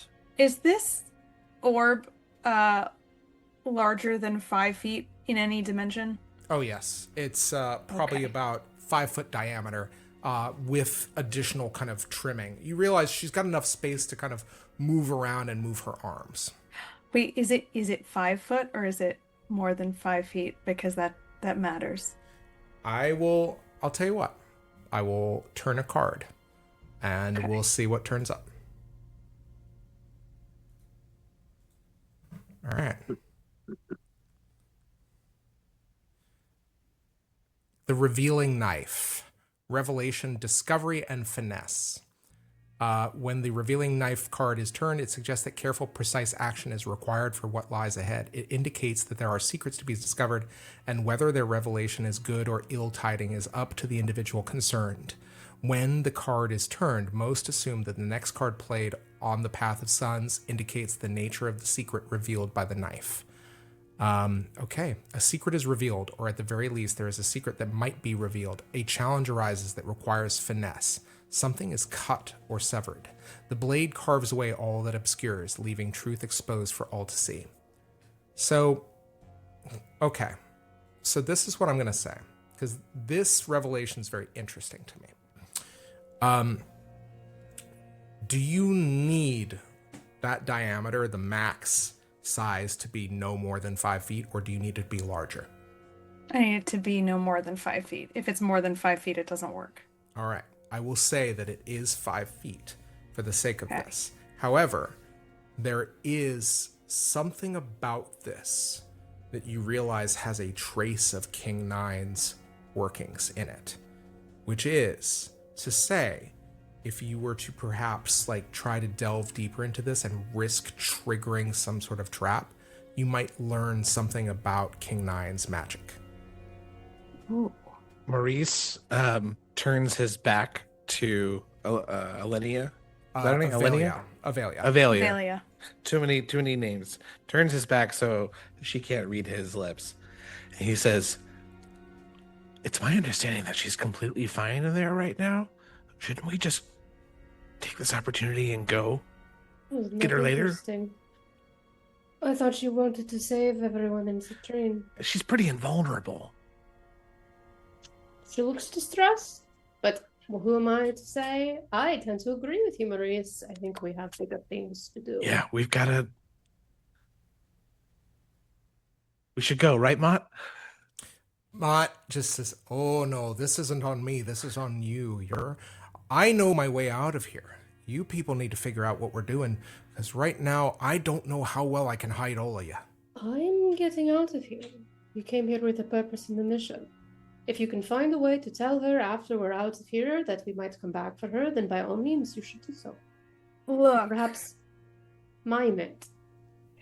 before we left, I may have given Avelia something in a book and said it was for interlibrary loan. And I don't know why she's in there, but it might have something to do with that. In which case, I think maybe I owe it to her to help her. So. Not if it prevents us from getting into the campus. Right. Well, I don't think it would. I think we can maybe do both. So there's something I can do. It's a forte ability I have. It's called Change the Name. Now, the way it normally works is that you can write the name of an object on that object, and then you change one letter. You add a letter or subtract a letter, and you change the name into the new word that is that name. and then it becomes that thing. So you can take a pen and it becomes a pin, or a wheel becomes a heel, a pear becomes a spear. You see what I'm getting at. Yes. The thing is, it doesn't normally work on things that are pretty large. This is right on the line. And this would have to be 2 letters. But I am not real anymore, right? So if I'm part of the current of magic, and isn't this what weaving is about, Maurice? Maybe I just sort of like juice it a little and maybe take off 2. So if I take off the prefix, then I make it a vulnerable orb, no? And then it's vulnerable and she can get out. I totally understand and I agree with you. My issue is not with getting her out of the orb on principle. My issue is that has a direct line potentially to her father, a person we want to avoid, yes? Well, he won't know if an invulnerable orb becomes a vulnerable orb. It's just a state change. It doesn't trip an alarm. How do you know? Well, I mean, it's like if I turned that, she points at one of the trophies, if I turned that into a piece of fruit, I don't think he would know. It would know, but he wouldn't, unless he's here to see it. Probably. You feel your sister's gaze just burrowing into you as she is observing and almost like studying your thought pattern with great interest. And that is when you hear Mott just say, "Look, I don't care what decision you're going to make here. Just make it quick." Do it. Yeah. Kiri's like, cool. She pulls out a writing implement. And this is level 7 ability plus 1 die. And she writes vulnerable orb on the orb, uses this ability, and then uses her. All right, here we go. Here's something I haven't engaged with yet, but we're gonna do it. Uses her aggregate of infinity, which has qualities of space and size and capacity and movement. And the pitch is that something. I have to go for it. I have to interfere. Where did you learn the infinity aggregate? That was part of what I got from the transition between. Oh damn! Maurice and I. Yeah. I did give you that, didn't I? Yes, you did. Yeah. You absolutely did. Yeah. Well, my question as a weaver, what are you weaving infinity with? It's always 2 aggregates. Okay. Oh, but see, I think here's the fun part. I mean, so the aggregates that I only know 2, which is kind of ironic, I suppose. What I know is infinity and diamond. Diamond is about being strong and hard and unbreakable, right? So in effect, she's undoing that. It's not a diamond anymore. She's making something invulnerable vulnerable. Is the only thing you can weave infinity stones? Damn. Okay. Infinity diamonds. So the quality, which quality of diamond are you going to use? Oh, I'm being schooled by the weaver. I love this. Yeah. So I mean, strength is the one that she's trying to like undo, right? Like it's something about like the. Can I make a solidity of it? Yes. Diamonds aren't strong. They're hard, and that's not the same thing. Well, but a quality of the diamond in the aggregate, one of them is strength and one of them is hardness. But so it's definitely she's not working with hardness here. But I like that. I like that, like, okay, she's exploiting a lack in something by using the quality it is presumed to possess. Okay. As long as it doesn't have any of the absences, then you're good to go. I'm just trying to find out. Well, I mean, she's not destroying it. She's just making it vulnerable. The absence is destruction, which is not what she's doing here. Okay. And she's not making it soft. She's just making it vulnerable. And that's not the same thing. Vulnerability is actually strength, guys. Nobody likes a flaccid diamond. Okay. So here's my thing. Is you are probably going to need to spend all of the sorcery for that level 7 ability. As you weave. I got that. You say that again? I said I have that. Excellent. As you weave this, I'm going to pull a card. That is going to be the secret of the revealing knife. We're going to see what ends up happening. Yeah, if you want to give me a complication, you are also welcome to do. Yeah, absolutely. The endless maze, the journey, long spans of time, No. insanity, inner turmoil. As within, so without. The maze that traps you slows your journey, forces you to double back, and leads you where you don't want to go. Might be a physical maze, or it might be your own indecision, self-criticism, or self-doubt. To get where we need to go or do what we need to do, we have to conquer the mazes we find ourselves in. To succeed, one must undertake a long journey. This is an ill-met card at best. It indicates that there is much to do, but even then the process is long, likely because it is difficult, confusing, or maddening. The traveler will get lost. One will be caught within the worst labyrinth of all, one's own tumultuous mind. A journey or task takes much longer than expected. An NPC feels indecision or even starts to go mad. She had a map, but it would still be a long journey, fraught with peril. The PC arrives late to dire consequences. A PC's movement takes longer than expected. An NPC ally arrives too late to help. Okay, so I think what is happening is you begin, this is the first time, is this the first time you've done a weave? I mean, insofar as she knows that that's what she's doing, I think for sure, I don't think I don't think she has any sense. She's not been trained as a weaver, right? So really it's about just feeling it out for her. Pure vibes, babe. It is. I mean, she's vibe casting, guys. Like, this is her. This is just like, she's used to this formulaic, ordered approach to the casting of magic because it's everything she's been trained in. But now that she realized she's a part of that, she can work outside of it, but she doesn't really know what she's doing. It's like a little baby deer that's kind of learning to walk. You do fall over a couple of times. And it doesn't always go the way you think. The thing that strikes you is that as you pull together this weave, I think that reflexively,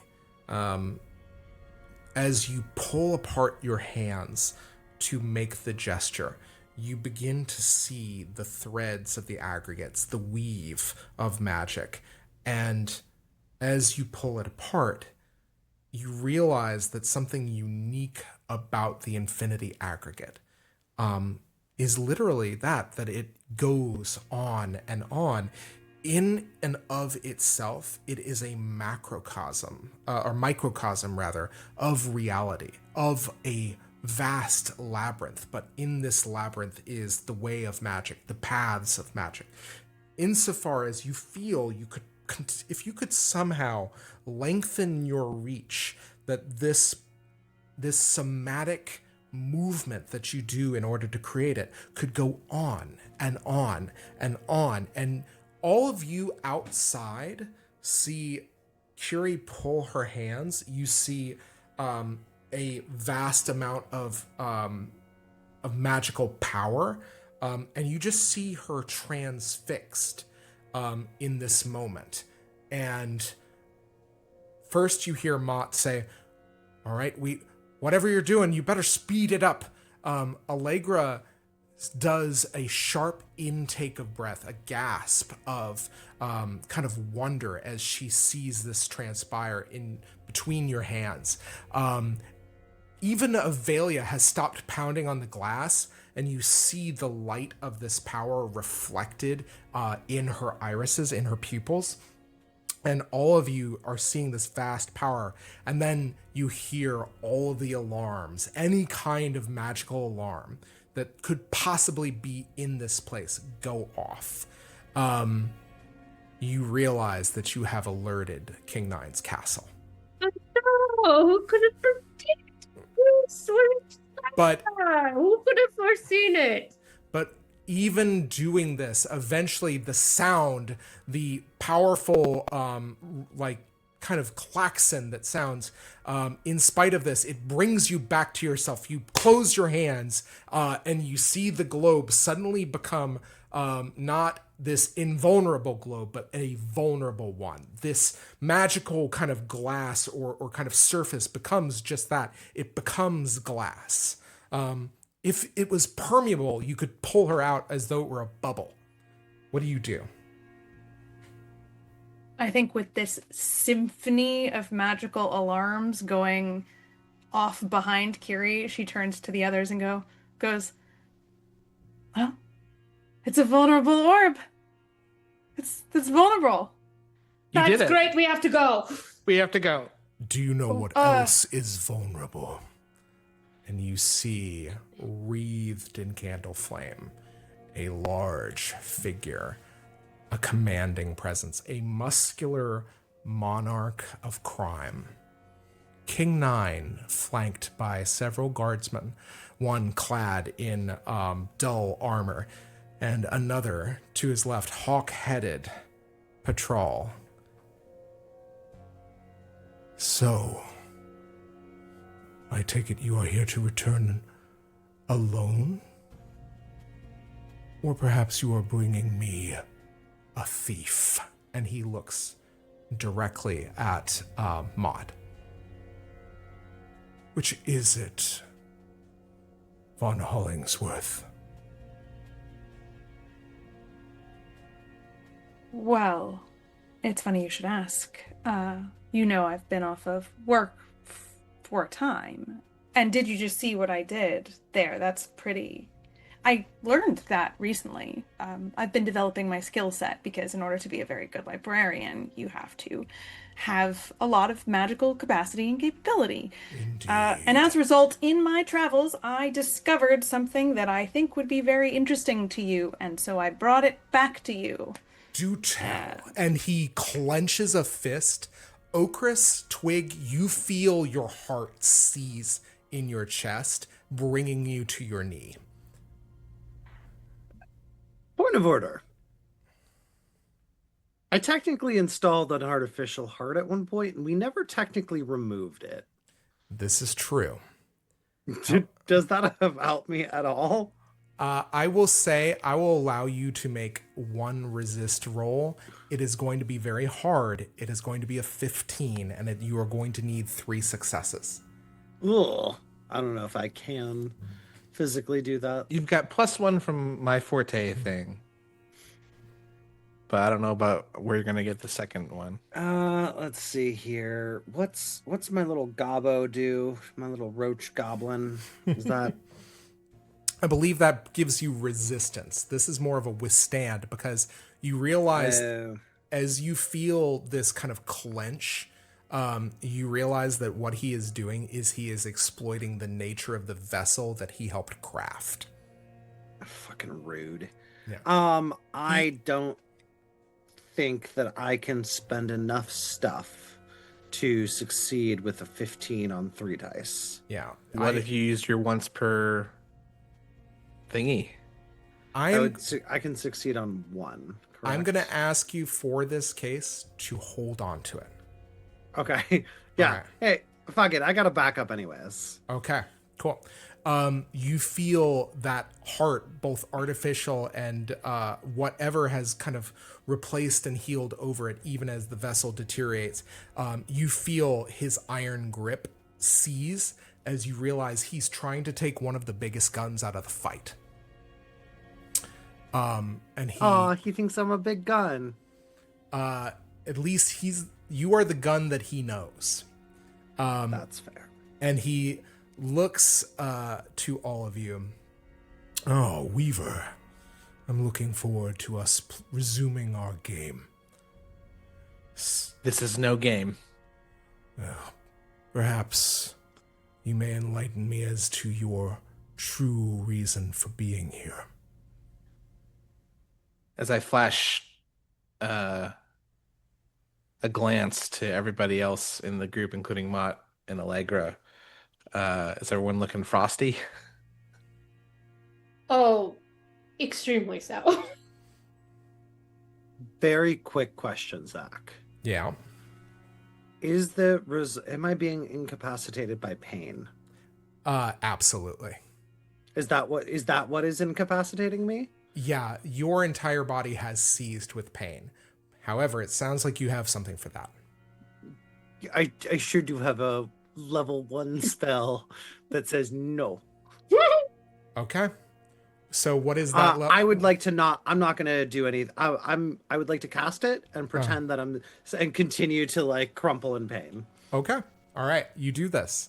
Spend the 1 sorcery. I have had this since day one. Not once have I ever cast it. I love it. It's literally called ignorance of pain. I'm too Okay. too dumb to be in pain. That is amazing. I love this. That dog's sick.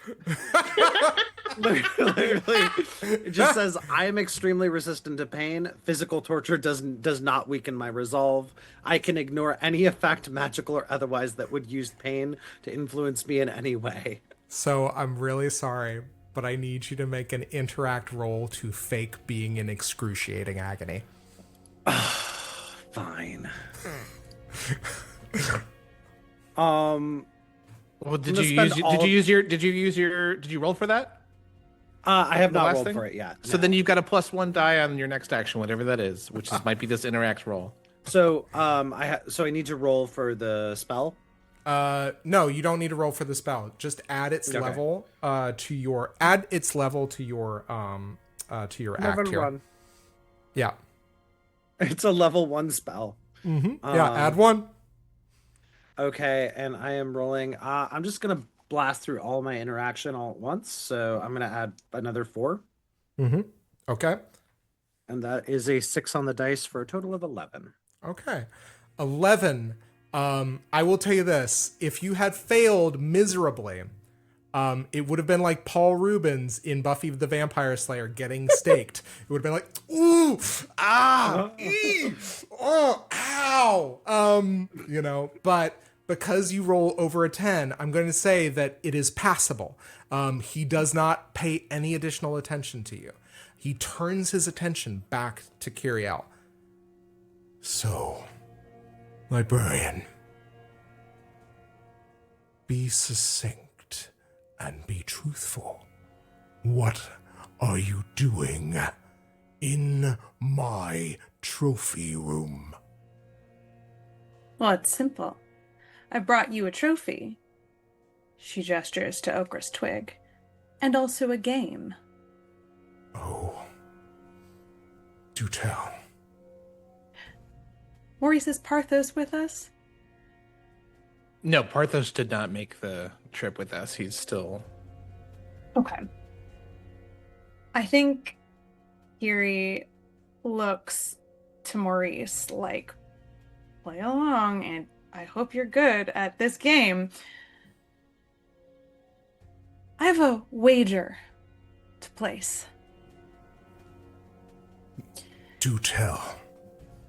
Because I know how you like those.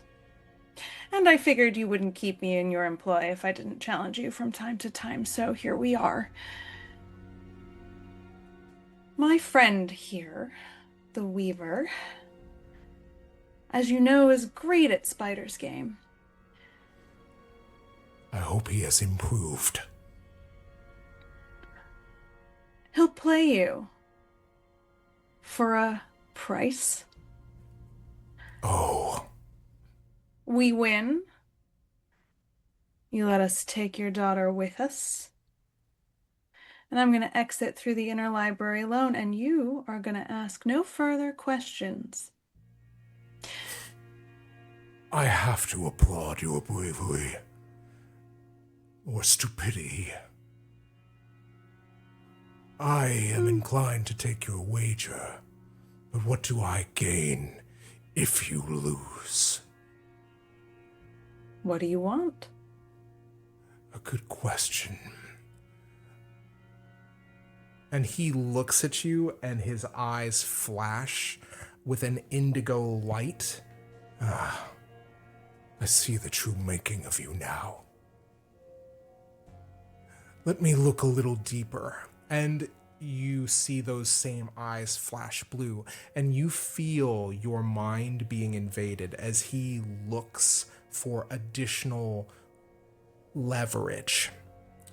And as he does this, Maurice, you gain a point of joy as the guard to the right of King Nine pulls off his armor like a tearaway set of jumpers. Brandishes like Lando removing his mask. Yeah. Brandishes a toy-style laser zapper. Could you please describe for me Bullock Johnson? Bullock Johnson has a real tragic backstory about how King Nine wronged him, and he has spent his entire life planning to kill King Nine as revenge. Absolutely. King Nine? You killed my parents before I was even born! And he brandishes the laser rifle, throws out his hand Han Solo style. You see King Nine turn, just say, "What?" And you see a disintegrating blast of energy catch him in the solar plexus. Oh! And you begin watching him begin to disintegrate from this laser blast out, and just looks and, No, this is impossible. This is silly. What?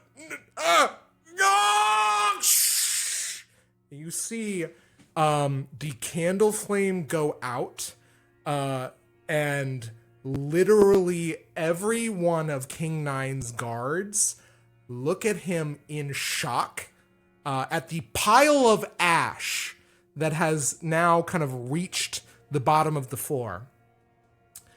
Patral makes a quizzical before he and all of the other guards begin dashing the opposite direction through the candle flame keep.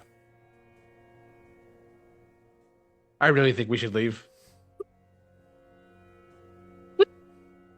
Yes, we're leaving. I'm not questioning it. I'll question later. How the fuck Twig- did that happen? No, running. Twig What stops the doubling fuck over in pain, just- goes like, what?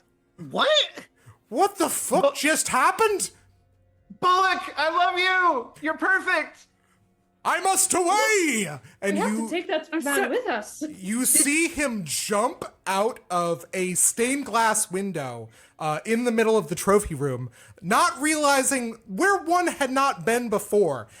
You see him apparently leap to his death, not before a miniature-sized, like almost like, you remember those like little motion like horsey rides that would be out front of like drugstores and convenience stores? Yes. Yeah, it's like a little miniature rocket that he's riding like a horse saddle that like levitates in front of the window, just says to all of you, "Away!" And you see him zoom out at the speed of light through a scintillating cosmos. I feel like I just had a stroke. I think Kiri looks at Maurice and completely straight-faced says, "Did you make him? Is that yours?" Maurice looking prouder than ever. Yes. Yes, it is. When did you have time? When? Is that In outside of game time, years ago this happens. But in game time, it wasn't that long ago. Are you fucking serious? It was after we came out of the War Report. Yeah. You're Holy shit. Before I Fuck think before we went you. to the silver, we had like a week of downtime. Oh my and, God. And he wrote a very entertaining novel. so that was his character arc and subsequent denouement? We gotta talk about this anywhere else. You know, you're always giving me so much shit for making things. What the fuck was that? Kiri, how do we get out of here? The I'll tell you interlibrary. more about Bullock Johnson later. What about Let's first daughter? I think. Does someone have something to break glass? I'm gonna like. Hold on. I'm literally just gonna eat it. As you turn to look at Avelia is looking open-mouthed at the tableau in front of her. The pile of dust that was her father is just that the nigh invulnerable lord of crime of Saturnine and Indigo, and perhaps the whole of the actuality. She just has stopped doing anything. And as you shatter the glass, I think that she just kind of like almost surprisingly, whoop, and just kind of gets scooped out into the shards of what had previously been an invulnerable globe. Yeah, I think Kiri looks down at the ashes of King Nine and goes, not so invulnerable now. Actually, we Just did like learn that your he globe. cannot die forever. Remember in the Darkest House, the Ninth King, he's gonna come back. We should leave. No, I got this. And I think Kiri is gonna she's on a roll. She's gonna pull out another Forte ability. She's gonna pull the same shit as with Kesh, and she's gonna transform into words. So you know what? He lives on, but we get to control how. Level 9 plus 2 die. I permanently transform a creature or object into words that name and describe it, which either are audible as I speak them or are visible as I write them on the ground or floor where the target used to be. Which I guess seems kind of apropos here. Use the to ashes. nothing. Yeah, I'm gonna use. Great. Writes with the ashes. Reduced to nothing but words, the target is, for all intents and purposes, gone forever. Except for the ability to transform from words could potentially bring it back, but very likely only as a non-specific version of itself. So just random crime. A generic Duke 9. Duke, the knockoff Duke 8. Oh my god. He lost a life. Okay, excellent. Fantastic. You do that. And for all intents and purposes, now there previously had always been a Ninth King, and perhaps there always will be, but only as a concept, insofar as you know. Did he have a crown? Yes, I'll say that he did have a crown. All right, Kiri's going to pick that up off the floor, and she's going to hand it to Avelia. She takes it in hand. What kind of queen do you want to be? You know, I've never thought to ask. Well, you better start thinking. Come along. And that is where we're going to end tonight's session. That's great, because I feel like my migraine has transformed into a full-blown stroke. I definitely thought that I was hallucinating those last 5 minutes. Okay. Amazing. I just think it's so funny because we had, and this is behind the curtain stuff, we had talked about doing the King 9 heist and went away from that and then did it anyway. It all comes back around. Incredible. Yeah. The illusion of choice. Oh, my Absolutely. Yes, Absolutely. Quantum Kingdom, King Nines for sure. So guys, hold on. I'm gonna kill the music here real quick. And we're gonna do shout outs and plugs. Starting with Marcy. Shout outs and plugs. Hello. My shout outs are modern day migraine medication is a miracle, because holy shit. My real shout outs are I have no idea in time and space of where we are. I don't know what is going live, what is happening. I never know anymore. And I just think, here's my shout out. Live, bitch. Excellent. Fucking, you have to outlive certain people. It's good for your mental health. Absolutely. Agreed. 1000%. Hopper, shout outs and plugs. Oh wait, no, Bill, shout outs and plugs. Sorry, going in normal order. Sorry. If we disrupt this, all will be lost. It's true. My shout out perpetually is Jeff Stormer. Go to jeffstormer.com. Look at the podcast that he does, the games that he has made. I'd like to plug something that is maybe the most relevant thing I've ever plugged. If you're watching this and you are curious about Invisible Sun and want to play it, I made a character spreadsheet. And so maybe I'll coordinate with Zach to just have a link to this in the episode description. But it's live, it's incomplete, but it's good enough. Fuck you. No, it's looking to improve it with your feedback is what I meant to say. So yeah, we'll include that in the episode description. Fantastic. Righting my wrong. Hopper, shout outs and plugs. I'm going to do the unforgivable and lock us into a specific date and time that we're recording, which is Trans Day of Visibility. There's a lot of trans people. You know them. You know some of them. You might be one. You might be one and not know it. You can see us today. But more importantly, if you'd like to continue to be able to see us in the future, maybe you should do your part. Finally, Marissa, shout outs and plugs. Yeah, continuity from that. An anti-plug that also is sort of establishing in date and time, but is perennial, unfortunately, until enough people don't do it that it might get destroyed, but probably not. There is a certain HBO show that is premiering. Don't watch it. It may contain a certain once lovable IP. Please just resist whatever urge you have. Do not give that person money. Do not give that show money. Do not give HBO any reason to renew it or to continue to display it. If you can, which it is just about not watching it, don't do it. And remember that if you do, you're telling every single trans person you know that your comfort show is worth more than their lives and safety and security and potentially leading to their genocide, and you're a bad person.